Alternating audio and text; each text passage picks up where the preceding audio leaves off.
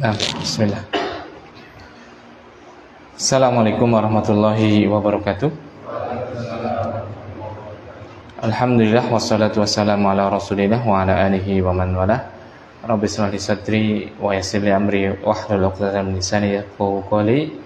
Rabbana urzuqna ilman nafi'a wa rizqan thayyiban wa amalan mutaqabbala. Naam, kaum muslimin rahimani wa rahimakumullah. Alhamdulillah, dengan memuji Allah Subhanahu wa taala, kita pada malam hari ini, walaupun kadang ya ujiannya ya qadarullah, pas mau kajian pasti hujan gitu kan. Seperti itu. Ini pas sudah hujan enggak hujan. Ya memang seperti itu. Ujian itu untuk kebaikan itu pasti dihalang-halangi.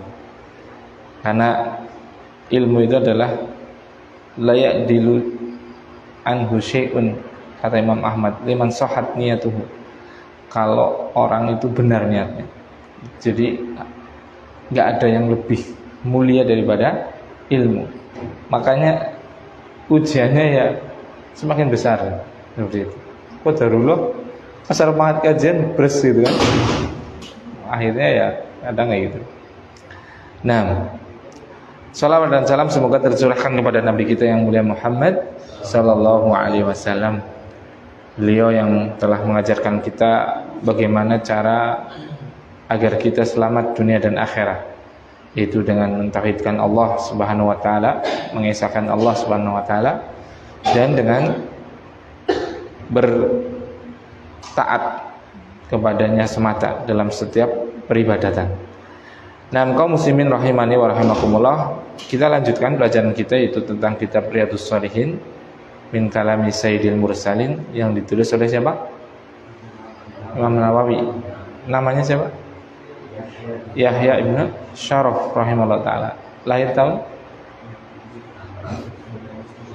631, wafat pada tahun 676 Masehi. Masehi Hijriah afan. Dan beliau dilahirkan di kota Nawa, itu di daerah Damaskus. Kita sudah sampai kemarin hadis ke berapa? 7. Berarti sekarang hadis ke 8. Qala al-mu'allif rahimahullahu taala, berkata penulis rahimahullahu taala. Nah, kebiasaan para ulama tatkala membaca kitab yang ditulis oleh ulama yang lain atau para penuntut ilmu, itu adabnya adalah mendoakan kepada siapa? Penulis. Makanya kalau kita membaca buku seperti itu, kita mendoakan. Ya kalau nggak bisa bahasa Arab ya, semoga Allah Subhanahu Wa Taala merahmati beliau, penulisnya, seperti itu. Kalau penulisnya kafir, gimana? Jangan didoakan. Karena nggak boleh mendoakan keselamatan bagi orang kafir. Bolehnya mendoakan hidayah. Nah, nggak apa-apa kalau agar mereka mendapatkan hidayah. Tapi untuk mendapatkan ampunan dan yang lainnya tidak boleh. Qala al-mu'allif rahimahullah taala, wa an Abi Musa Abdillah ibni Qaisin al-Asy'ari radhiyallahu taala anhu. Dari Abu Musa Abdillah, namanya adalah Abdullah ibni Qaisin al-Asy'ari, ibnu Qais al-Asy'ari radhiyallahu taala anhu. Jadi keistimewaan yang dimiliki oleh syariat kita itu semua sumber hukum itu masih otentik dan orisinal, jelas silsilahnya, jelas sanadnya, rantai ilmu itu jelas sampai kepada sumbernya, yaitu siapa? Rasulullah Shallallahu Alaihi Wasallam. Dan ini tidak didapati kecuali di syariat Islam, seperti itu. Makanya di sini kan kita membaca hadis ini jelas. Yaitu apa? Diriwayatkan oleh Imam Bukhari Muslim dari sahabat yang mulia, yaitu siapa? Abi Musa al-Asy'ari, seperti itu. Dan kalau kita runut ya ada silsilahnya, ada sanadnya, seperti itu. Masya Allah. Jadi Kita beragama Islam itu beragama yang betul-betul agama yang benar lagi terjaga. Enggak cuma benar, tapi juga terjaga. Karena dulu waktu Nabi Musa itu agamanya benar, tapi terjaga tidak terjaga. Sampai sekarang berarti agama yang dibawa Nabi Musa itu sudah dinasakh atau dihapus dengan agama Islam. Sebagaimana agamanya Nabi Isa, benar atau tidak? Benar pada zamannya Nabi Isa, tapi Allah tidak berkenan untuk menjaganya. Sehingga agamanya Nabi Isa itu mansukh, dihapus, tidak berlaku lagi. Yang berlaku adalah agamanya Nabi Muhammad, itu agama Islam sallallahu alaihi wasallam. Dan agama ini Allah sendiri akan menjaganya. Allah SWT berfirman, "Inna nahnu nazzalna dzikra wa inna lahu lahafizun." Sesungguhnya kami sendiri yang telah menurunkan sumber hukum Islam, yaitu az-dzikra di situ, itu Alkitab, Al-Qur'an. Dan kata Allah SWT, "Wa inna lahu lahafizun." Dan kami sendiri yang akan menjaganya sampai kiamat. Masya Allah. Berarti agama yang dibawa Rasulullah SAW agama yang benar lagi dikekalkan. Maksudnya dia apa? Kekalkan itu dia tetap akan selalu dijaga oleh Allah Subhanahu wa taala hingga akhir zaman. Nah, salah satu penjagaannya kayak gini nih. Sumber hukumnya itu jelas kelihatan sanadnya. Ada yang mau main-main bikin syariat dalam Islam pasti apa? Ketahuan. Karena harus ditanya nanti dari mana jenengan mengamalkan amalan ini. Kalau dari Al-Quran silahkan, karena Al-Quran diriwayatkan secara mutawatir, secara jamaah umat yang sangat banyak meriwayatkan. Mana dalilnya dari ayat? Kalau nggak ada, maka apa? Dituntut dia untuk mendatangkan dari hadis. Kalau dia mengatakan hadis, dicari silsilahnya, hadis riwayat siapa? Dari Bukhari dengar dari siapa? Dari Ibnul Madini dengar dari siapa? Terus ditanya. Ini tuh nggak ketemu loh sama ini. Berarti hadis ini nggak sahih ini. Ketemu nanti antara itu betul-betul sampai ke Rasulullah SAW atau tidak. Subhanallah, itu nggak ada itu agama kayak gitu. Coba cari agama keyakinan yang betul-betul masih terjaga secara orisinil keabsahannya, nggak ada. Nah di sini hadis yang 8 di sini an Abi Musa Abdullah ibni Qais al-Asy'ari. Jadi Abu Musa itu apa? Singkat apa istilahnya kalau dalam bahasa Arab? Kunyah. Merasa singgung. Kunyah itu nama yang diawali dengan abun atau umun. Sebagian masukkan ibnun wa bintun. Kalau bahasa Jawanya ya bah pake. Jadi misalnya anak jenenge Pak siapa ya? Contoh bukan sing pas itu ya. Misalnya sing kira-kira langka ya nengene paling Pak Robert gitu kan. Misalnya ya. Berbeda contoh kok anak sing pas gitu ya. Pak Nasim itu anak wong sebulane gitu. Dia Pak Robert jelas langka sepanjang hari langka jenenge Robert. Yakin Pak Robert ya anak jenenge siapa? Sing langka. Kira-kira siapa? Messi lah ya, sing jelas langka ngene. Pak Robert ya anak jenenge Messi.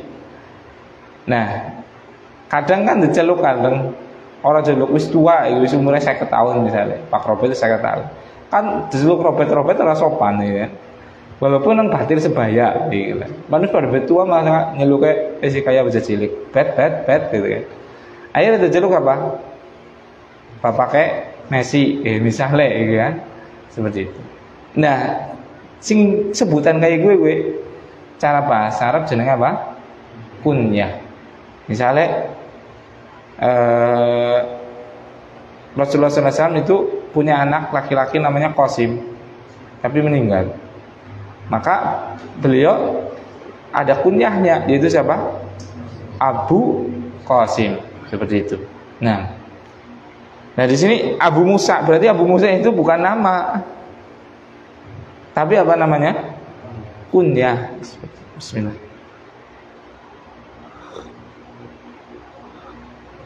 Namanya siapa? Abdullah. Namanya adalah Abdullah Ibnu Qais al-Ash'ari. Al-Ash'ari itu adalah nama kabilah. Ini nisbat namanya. Al-Ash'ari kabilah dari Yaman, yaitu kabilah Al-Ash'ar. Seperti itu. Al-Ash'ari berarti nama, berarti ke wong sekang kabilah Ash'ar, seperti itu. Kayak misalnya dulu itu ada Imam Nawawi Al-Bantani. Itu adalah ulama Indonesia yang sangat masyhur, yang beliau itu ngajar di Mekah, seperti itu. Sebenarnya ini kontradiktif ya. Kontradiktif, bertentangan enggak? Imam An-Nawawi Al-Bantani. Kita sudah belajar loh. An-Nawawi itu apa? Nisbat kepada daerah Nawa. Padahal ini beliau enggak ke Nawa, enggak juga orang Nawa. Nawa itu di Damaskus, di Suriah kan? Seperti itu. Padahal beliau jelas itu. Di akhirnya adalah Imam Nawawi Al-Bantani. Kalau Al-Bantani benar. Nisbat kepada daerah mana? Banten. Seperti itu.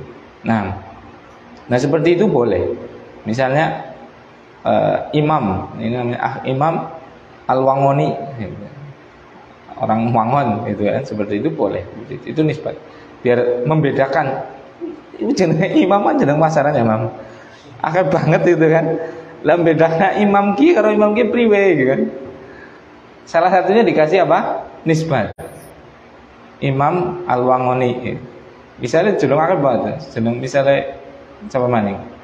Imam, Muslim, Ridho, itu kan jeneng-jenengan pasaran banget kan. Tapi kalau jeneng aku orang pasaran, kelihatan jenengnya Jumantoro, jarang banget. Sebanyak hari si Jitok, saya di barangnya belum pernah ketemu. Seperti itu. Isa akeh, ya seperti itu. Nah seperti itu. Nah untuk membedakan tadi kita kasih nisbat. Berarti misalnya kayak gini. Namanya Abu Musa kan banyak banget. Apalagi Abdullah. Ya Allah, Abdullah itu banyak sekali. Abdullah ibnu Abbas, Abdullah ibnu Mas'ud, Abdullah ibnu Umar itu kan. Untuk bedakan salah satunya tadi kunyah wis pada. Ki Abdullah itu anak Musa juga. Pada baik kunyahnya Abu Musa gitu kan. Dinisbatkan dengan daerah. Misalnya tadi Abu Musa al-Ash'ari. Nah kan jarang wis seperti itu. Nah jadi gitu. Jadi Abdullah ibnu Qais al-Ash'ari. Al-Ash'ari itu nisbat kepada kabilah Ash'ar di Yaman. Nah beliau itu termasuk sahabat yang sangat mulia, yang Masya Allah, Subhanallah itu. Rasulullah SAW itu sampai mendoakan kepada beliau dalam sebuah hadis, beliau mendoakan seperti ini. Allahumma fir li Abdillah ibni Qaisin dzanbahu wa adkhilhu yaumal qiyamati mudkhalan karima. Subhanallah ya ikhwan. Masya Allah, coba didoakan oleh siapa? Rasulullah SAW. Kira-kira doanya Rasul tertolak tidak? Tidak tertolak. Rasulullah SAW itu pernah berdoa, Allahumma a'izzal Islam bi ahadi umarain. Ya Allah, muliakan, kokohkan agama Islam ini dengan salah satu dari Umar. Itu Umar bin Khattab dan Amr bin Abu Jahal. Itu Amr bin siapa? Anda lupa bapaknya. Amr bin Hisham. Kalau saya Amr bin Hisham atau siapa ya? Anda lupa. Nah seperti itu. Makanya dikabulkan. Tapi yang dipilih adalah Umar bin Khattab. Seperti itu.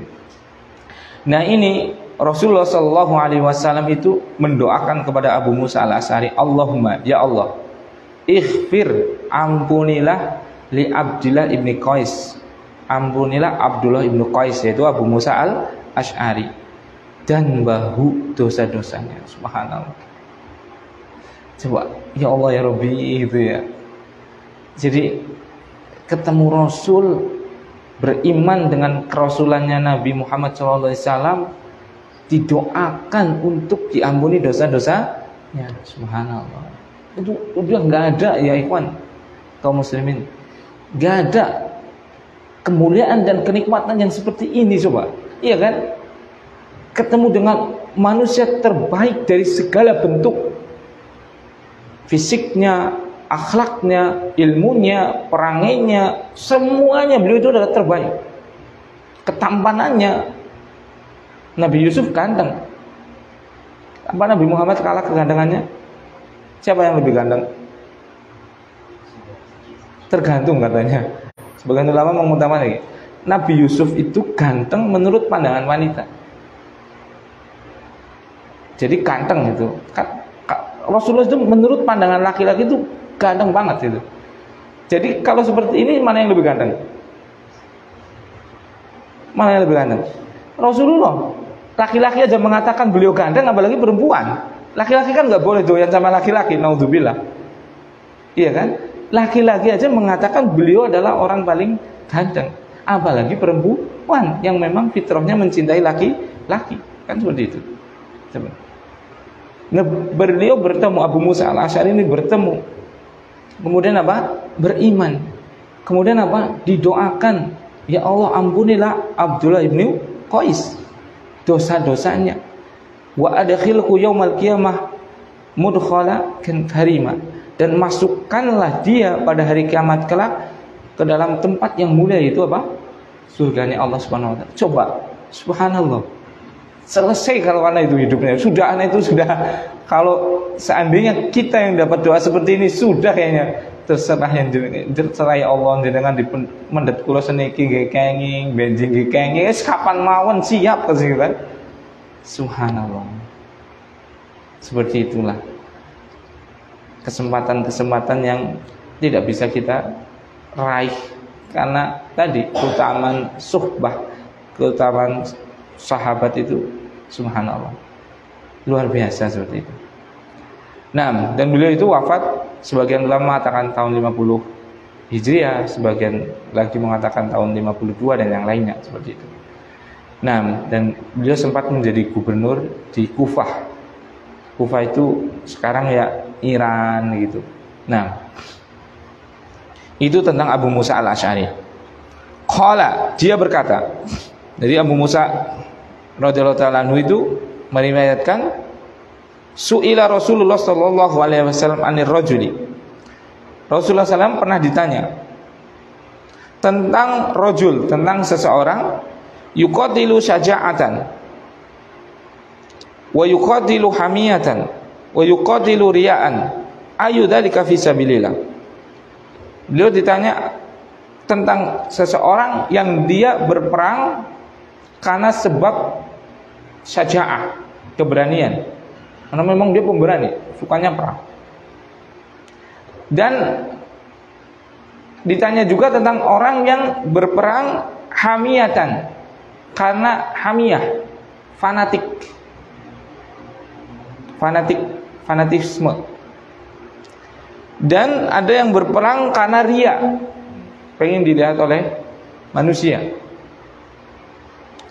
Mana dari tiga jenis niat ini yang termasuk fisabilillah seperti itu? Nah, jadi orang berperang itu ada yang meniatkan karena memang dia itu pemberani. Kabilah Arab itu sudah tradisi perang itu dulu, sebelum datangnya agama Islam. Itu perang adalah budaya. Budayanya adalah apa? Perang. Jadi memang ya sudah, memang enggak juga heran kalau satu dengan yang lain, kabilah satu dengan yang lain nanti tiba-tiba perang. Emang sudah menjadi budayanya mereka. Makanya mereka itu orang-orang pemberani seperti itu. Karena memang tadi faktornya salah satunya itu karena syaja'ah. Karena mereka adalah orang-orang yang pemberani. Gatel nek orang nyamplek wong seperti itu. Orang nempeleng wong gatel seperti itu. Nah, di zaman kita kan dulu masih itu kan preman ya kan.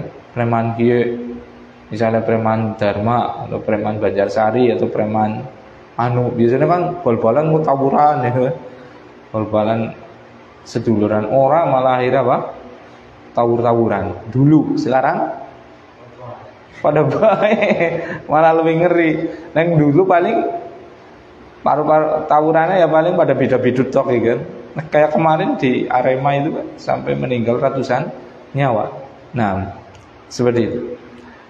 Nah, jadi ada orang yang berperang karena tadi, yaitu apa? Memang orang tersebut pemberani. Ada lagi yang orang berperang tadi karena fanatik.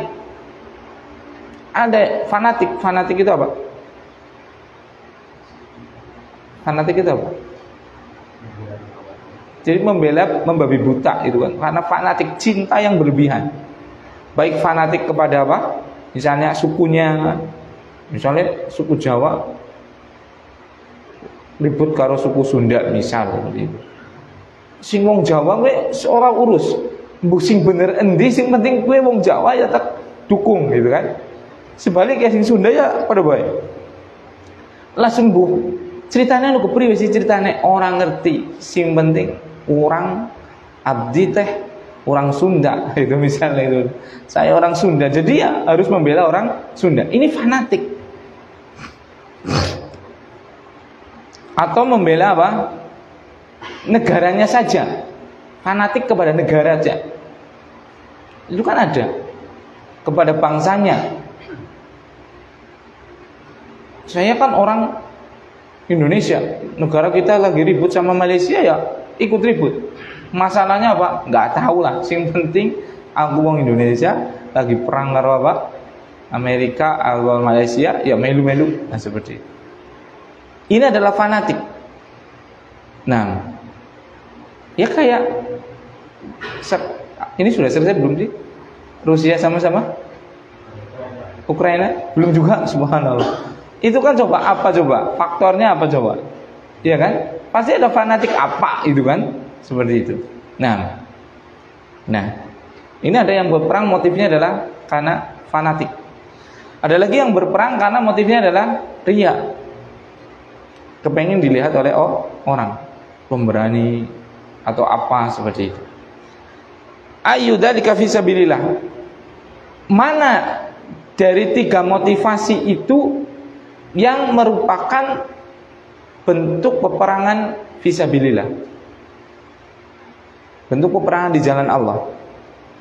Faqala Rasulullah sallallahu alaihi wasallam, maka Rasulullah SAW bersabda, "Man qatala litakuna kalimatullah hiyal ulya fahuwa fisabilillah." Muttafaqun alaih. Dan beliau bersabda, siapa saja yang berperang tujuannya adalah agar kalimat Allah itu menjadi tinggi, maka itulah yang disebut perang fisabilillah, perang di jalannya Allah. Perhatikan hadis ini, masya Allah. Tatkala sahabat tadi ada yang bertanya, ada orang berperang karena syaja'ah, pemberani, ada yang karena fanatik, ada yang pengen dilihat orang dan yang lainnya. Beliau nggak menyalahkan, ya. Bukan nggak menyalahkan. Jadi salah satu metode dalam kita berdakwah itu adalah terkadang kita menunjukkan jalan yang benar tanpa tadi. Jadi ada yang namanya dakwah itu kita kan ada dua itu ya, amar ma'ruf nahi mungkar, memerintahkan kepada kebenaran dan mencegah dari kemungkaran. Terkadang kita tadi pada kondisi tertentu kita mencukupkan untuk apa? Memerintahkan kepada kebenaran. Karena apa? Sesuatu itu akan menjadi jelas dengan ada lawannya. Contoh, kebenaran dan kesalahan itu akan jelas tatkala disampaikan salah satunya. Iya kan? Tatkala kebenaran itu nampak, maka yang akan redup adalah apa? Kebatilan. Iya kan? Tatkala sunnah itu yang nampak, maka yang akan redup apa? Bid'ah. Tatkala tauhid itu yang nampak, maka yang redup adalah apa? Syirik. Seperti itu kan? Nah, jadi tadi makanya kita lihat tatkala orang itu bergelimang dengan maksiat, maka akan susah dia untuk berbuat ketaatan. Iya kan? Tatkala orang tersebut sibuk dengan ibadah-ibadah bid'ah yang tidak ada contohnya, maka untuk mengamalkan yang sunnah dia juga susah. Seperti itu kan? Karena tadi yaitu lawan itu akan mempertegas dirinya. Lawan dari kebenaran adalah kebatilan. Nampak yang benar, maka yang batil akan redup. Walaupun terkadang juga yang namanya dakwah nggak cuma amar ma'ruf, karena ada apa? Nahyu mungkar, seperti itu. Dan itu dengan dawabit, dengan kaidah. Nah di sini Rasulullah SAW menerangkan tentang apa? Dengan metode apa? Menyebutkan yang benar, ya kan? Kan tadi salah semua sebenarnya secara mafhum mukhalafah, secara pemahamannya berarti kan disebutkan 3 ini, beliau menyebutkan apa? Yang namanya perang karena Allah, yang namanya perang fisabilillah itu adalah yang niatnya apa? Meninggikan kalimat Allah, menegakkan syariat Islam, menyeru agar orang tadi mentauhidkan Allah. Berarti mafhumnya, pemahamannya yang 3 ini berarti apa? Bukan fisabilillah. Nah seperti itu. Jadi Rasulullah itu metodenya itu kalau kita telisik ya, kita ulik baik-baik itu, subhanallah, itu memang metode dakwah, metode mengajar, metode apapun itu subhanallah. Kadang dengan bentuk bertanya, ya kan? Seperti hadis Jibril itu kan, ngajar tapi dengan bertanya. Kan Jibril tahu tidak tentang Islam, iman dan ihsan? Tahu lah. Beliau yang menyampaikan wahyu, ya kan, alaihissalam kepada Rasulullah Shallallahu Alaihi Wasallam. Tapi beliau bertanya tentang apa itu Islam, apa itu iman, apa itu ihsan. Nah, berarti apa? Salah satu metode mengajar adalah kita bertanya, walaupun kita sudah tahu. Seperti itu. Karena kita tahu ada teman-teman kita yang belum tahu. Misalnya antum sudah tahu dalam bab ini, tapi antum yakin bahwasanya teman anda itu sebenarnya nggak tahu. Cuma dia mau tanya, orangnya pemalu banget. Nggak mungkin lah dia tanya gitu ya. Akhirnya jenengan tanya, Afwan Ustaz, apa sih makna dari la ilaha illallah? Seperti itu. Padahal dia sudah tahu, tapi dia yakin ada temannya yang belum tahu. Tapi temannya ini isinannya orang umum. Dan jenengan boleh bertanya seperti itu. Itu termasuk metode dalam kita berdakwah, dalam kita mengajar seperti itu. Dengan bentuk pertanyaan, dan banyak metode-metode yang diajarkan oleh Rasulullah SAW, uslub-uslub metode-metode sehingga pembelajaran beliau itu tidak menjemukan. Contoh, katakanlah Mu'ad lagi masih kecil, gitu kan, dibonceng oleh Rasulullah SAW. Bonceng bocah cilik, boncengnya bocah cilik. Terus apa? Ya gulam, inni u'allimuka kalimatin, ihfazillah yahfazka. Wahai anak kecil, aku mau mengajarkan kepadamu kalimat yang sangat urgent, kalimat yang sangat penting. Salah satunya adalah ihfazillah yahfazka. Jaga Allah, Allah pasti menjagamu. Nah ini kan metodenya menyenangkan kan? Anak bocah cilik diboncengna, dijalak muter-muter, bocah cilik coba. Kayak antum misalnya punya motor itu kan, sore-sore.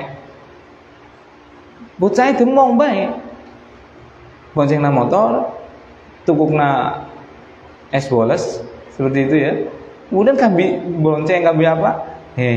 Rukun Islam Nabi Rayu. Nah, seperti itu kan. Apa arti syahadat? Coba, asik kan, tapi membekas. Itu Rasulullah SAW mengajarkan metode-metode seperti itu, dan banyak sekali metode-metode pembelajaran yang disampaikan oleh Rasulullah SAW. Tinggal kita mau mengulik-ulik, melihat enggak hadis-hadis seperti itu, sehingga kita bisa mengambil apa? Pelajaran seperti itu. Itu banyak banget, sehingga hasilnya jangan tahu sendiri kan, bagaimana ilmu itu betul-betul menghujam ke sanubari para sahabat. Karena tadi masuk karena paham, iya kan? Metodenya yang tidak monoton seperti itu. Banyak metode. Kayak kita misalnya mengajar, mungkin bisa dengan di atas mimbar, mungkin bisa dengan menulis, mungkin bisa dengan tadi memberikan contoh, mungkin bisa dengan tadi mengajak jalan-jalan, mungkin dengan baksos, mungkin dengan apapun. Banyak metode dakwah. Mungkin juga bisa dengan angkringan. Nah, wong kan seneng kadang juburan, ya jago dengan apa? Berbicara-bicara yang ringan agar mereka ingat kepada Allah, agar mereka kembali kepada syariat Islam. Kan seperti itu. Banyak sekali. Dan ini bisa kita lihat dengan cara tadi, kita rajin baca al-hadis. Kita rajin baca hadis Nabi sallallahu alaihi wasallam. Nah, tapi pamburane sing dibaca berita pol bae, sinetron bae, akhirnya orang paham seperti itu. Nah, jadi seperti itu. Faqala Rasulullah SAW, man qatala litakuna kalimatullahi al-ulya fahuwa fi sabilillah. Maka orang yang niat berperangnya untuk meninggikan agar supaya kalimat Allah itu menjadi tinggi, maka itulah yang dinamakan perang di dalam jalannya Allah. Jadi perang itu walaupun kita tidak suka, tapi sunatullah kauniyah, ketetapan Allah yang pasti terjadi. Jangankan antara muslim dengan kafir, sesama kafir aja itu. Rusia kan negara mayoritas kafir. Terus apa? Andrei Shevchenko itu di mana itu? Apa? Ukraina ya. Ukraina itu kan juga mayoritas apa? Kafir kan? Sama kafir perang itu kan? Ya dulu juga kafir Quraisy juga sesama kafir perang. Iya kan? Jadi peperangan itu bukan identik dengan Islam. Justru dengan adanya Islam, peperangan itu semakin dikikis. Coba lihat, Islam itu subhanallah loh, tidak akan memulai perang kecuali untuk menegakkan syariat Islam. Dan tatkala menyerang itu ditawarkan 3 pilihan. Yang pertama apa? Masuk Islam. Masuk Islam sudah selesai sudah. Berarti apa? Ya sudah, hidupnya sama, udah kayak nggak ada apa-apa. Malah dia menjadi saudara kita. Kalau nggak masuk Islam, apakah dibunuh? Tidak. Tetapi apa? Dibiarkan hidup sebagaimana keadaan semula. Masih dalam agama Kristen ya silakan, agama Yahudi ya silakan, dengan syarat bayar jizyah. Kalau nggak mau perang, baru perang. Perang itu apa? Saling bunuh, ya kan? Saling bunuh apa? Berarti mereka memang membunuh kita atau kita yang bunuh mereka. Kan adil tidak? Ksatria kan? Bukan pengecut. Sebagaimana orang-orang kafir membantai kaum muslimin. Jangan jauh-jauh lah. Negara kita sendiri dijajah ratusan tahun. Iya kan? Betapa banyak nenek moyang kita yang meninggal, dibantai habis-habisan. Mungkin puluhan ribu, mungkin ratusan ribu, mungkin jutaan. Iya kan? Diperbudak, dirampas hartanya dan Islam tidak. Kalau mau masuk Islam sudah selesai, nggak ada apapun sudah. Bahkan dia adalah saudara kita. Nggak mau masuk Islam bayar jizyah, ya sudah selesai dia. Masih dalam keadaannya seperti semula. Kalau nggak mau perang semuanya mempunyai potensi untuk terbunuh, baik kita ataupun mereka. Iya kan? Kenapa harus dengan syariat Islam? Karena hanya syariat Islamlah yang bisa menjaga keadilan dan juga perdamaian di seluruh dunia. Itu hanya syariat Islam, nggak ada. Ya buktinya tadi, nggak ada pemaksaan dalam ideologi. Ya tidak. La ikraha fiddin. Tidak ada satupun paksaan dalam masalah agama. Tatkala syariat Islam yang ditegakkan, mereka bikin perjanjian damai, ya sudah kita damai, nggak usah perang. Tapi dengan syarat saya masih agamanya saya negaranya ini, tapi kita jangan perang-perangan, kita berdamai saja. Maka apa? Silahkan, tidak mengapa, iya kan? Bahkan kita diharamkan untuk membunuh orang kafir yang ada ikatan perdamaian dengan kita. Subhanallah. Tapi coba, kalau yang berkuasa itu bukan Islam, konon katanya bahwa penjajahan di atas dunia harus dihapuskan karena tidak sesuai dengan peri kemanusiaan dan keadilan. Siapa yang paling melanggar coba? Yahudi. Coba sekarang masih sangat jelas negara Palestina itu dijajah, dirampas tanahnya, dibunuh orangnya. Mana Barat? Mana Eropa? Mana Amerika? Diam semua. Iya kan? Subhanallah. Padahal subhanallah, Yahudi itu mau dihabiskan oleh siapa? Bukan orang Islam loh, yang mau menghabiskan siapa? Hitler, pemimpin Nazi Jerman. Iya kan? Ini sejarah ini loh. Betul-betul sejarah yang memang baru kemarin tahun 1900-an, awal-awal 1900-an kan? Nggak ada yang mengingkari ini kan? Sudah mau dihabiskan, ada satu negara yang memberikan suaka perlindungan. Siapa? Apakah Barat? Tidak. Apakah Amerika? Tidak. Siapa coba? Palestina yang memberikan perlindungan. Coba, subhanallah, berbondong-bondong dalam keadaan dikejar-kejar oleh Hitler untuk dibunuh, bahkan dihabiskan, dikasih tempat, diberi makan. Subhanallah, 1948. Ya kan? Habis itu apa? Sedikit-sedikit apa? Merampas tanah Palestina. Coba lihat. Kita semua melihat itu kan. Coba mana coba? Mana coba? Mana dunia coba? Diam semuanya. Subhanallah. Kenapa? Karena yang berkuasa bukan Islam. Coba tatkala yang berkuasa Islam tadi, waktu Palestina yang menguasai adalah orang Islam. Coba ada orang mau dibantai namanya Yahudi oleh Adolf Hitler, maka apa? Dikasih perlindungan. Subhanallah, luar biasa kan? Gak ada dalam sejarah yang namanya agama Islam itu menumpahkan darah kecuali atas izin syariat yang dibangun di atas keadilan dan kasih sayang. Itu pasti. Coba mana coba? Tatkala negara itu mayoritas adalah muslim, pasti negara itu damai. Arab Saudi damai, ya kan? Tapi kalau negara itu sudah mulai separoh-separoh, itu pasti banyak chaos, banyak keributan. Kenapa? Karena mereka sudah punya kekuatan. Kalau negara itu mayoritasnya adalah kafir, pasti orang Islam ditindas. Gak usah pura-pura buta lah. Rohingya, ya kan? Kasus di Rohingya di mana? Myanmar. Iya kan? Seperti itu. Terus yang baru-baru kemarin di mana itu? Di Cina itu apa? Uighur. Iya kan? Dan banyak banget tuh. Seperti itu. Makanya barakallahu fikum, di sini memang perang itu bukan hal yang aib. Itu memang sunatullah, ketetapan Allah yang mesti terjadi. Cuma tadi kalau yang berkuasa Islam itu pasti peperangan itu akan sangat minim. Beda tatkala yang berkuasa adalah bukan Islam. Nah, bab kita bab apa ini? Bab tentang ikhlas wa ihdorin niat. Sekarang mana yang menunjukkan bahwasanya pentingnya niat dalam sebuah amal? Mana?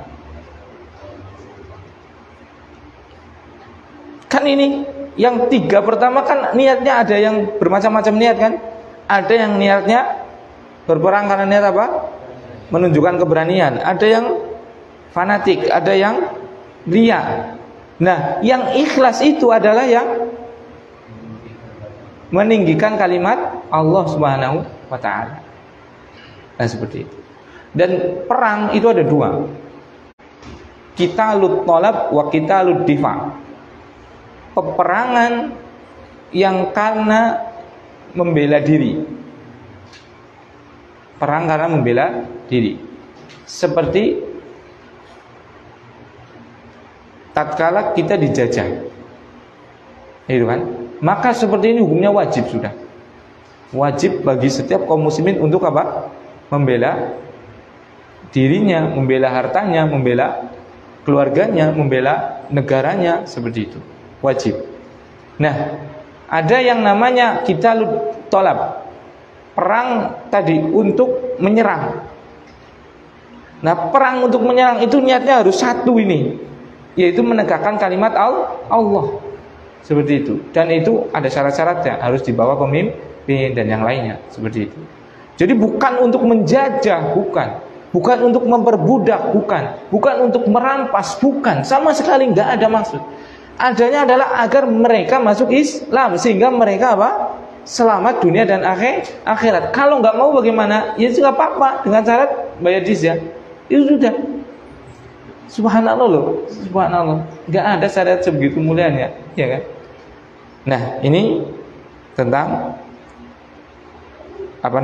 ikhlasnya, tentang niatnya, yaitu tadi bukti bahwasanya masuk hadis ini tentang bab ikhlas dan ihdharun niat dan menghadirkannya, bahwasanya ada orang yang berniat-niat dalam perang itu macam-macam niatnya, dan yang benar adalah yang ikhlas. Yang ikhlas adalah perang tatkala meniatkan untuk meninggikan kalimat Allah Subhanahu wa taala.